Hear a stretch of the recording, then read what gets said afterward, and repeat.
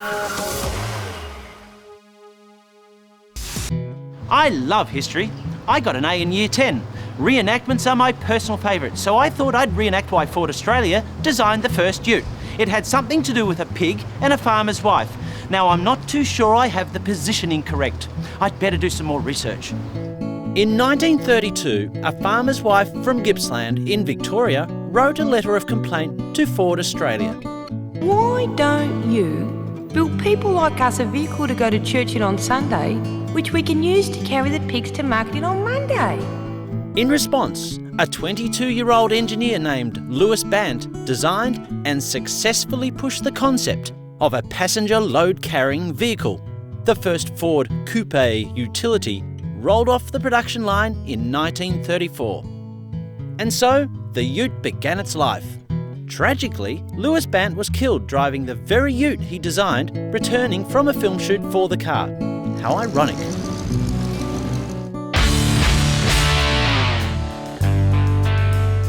My, how things have changed. The humble Aussie Ute's now a rock star.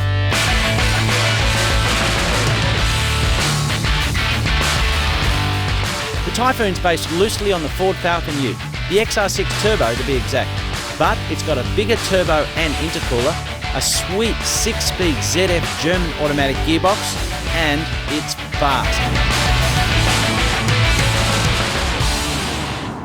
Now for the hard numbers, guys. It's got 270 kilowatts of power and 550 newton meters of torque. That is the most ever in an Australian production car, and it's only a smidgen shy of a 911 Turbo, which is 7 times the price. One of my favourite features of the Tornado engine is the way the intercooler cracks and pops and whistles when you're in gear. Now, everybody has to be quiet at home, especially you on the couch, and when you're in gear and you just go like this, and it thrusts you back in the seat and you back off, the intercooler goes psh, psh, psh. Hear that? Okay, the bits I don't like so much. Firstly, it's got a live rear axle and it's got leaf spring suspension, and leaf spring suspension dates back to Cobb & Co days. So it's been around a while, you could say. Its effect is that the front end, which is beautifully damped, will suck up the bumps, and the back end, when you hit that same bump, will jiggle. Also not so good for getting the power down.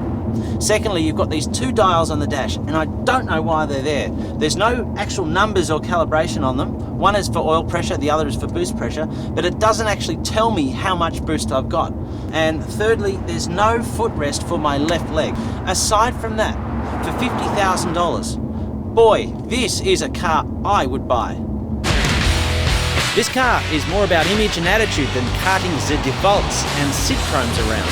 It's no longer a humble tradesman's workhorse, or is it? Looks unbelievable. Yellow's sensational. It's just a dream car. You just have to have a look at it and you just... Oh, yeah. It's good. It's a good car. You're great if you're the boss, I suppose, and you don't have to actually carry anything, but yeah, for work, you know, you got to be able to carry ladders and a ton of tools. I've got a 1-tonner, so, you know, that's what I need, so... You know, like if you're going to carry your drop saw and your compressor and your nail guns, not too ideal. Just not enough space, you know what I mean? I would definitely have one in an instant. It's a sensational car. Only place you really can take it is where there's definitely some hot chicks and some action aplenty. You know, you can lock the cover, lock her up, and it's nice and safe. And I suppose if your girlfriend gets a bit mouthy, you can lock her in there too. I think, it gives you about a 5-beer sort of advantage over the other blokes, I think. The ladies don't need quite as much alcohol in them to sort of think a bit better of you. Well, I was wrong. You can fit a tool in the back. Come on!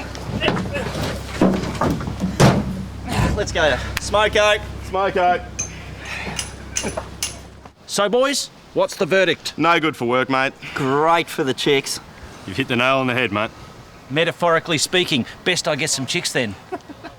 Now, do you find men attractive who drive utes or perhaps Porsches? Which one? Yeah, both. Just find men attractive? Yeah, pretty much. If it's an ugly guy in a ute, it won't make a difference. But if it's a hot guy in a ute or a Porsche, it won't matter. Which one would you prefer? Let's say it's the same guy in each car. Which one would you then be thinking? In this case, the ute. Ah! What do you see in a man that drives a ute? I don't know, muscle. Really? Yep. Good tradie, muscle man. See those chicks over there? Yep. I can't get a word out of them. I think the guys that drive utes like big cars and they're trying to compensate for something else perhaps.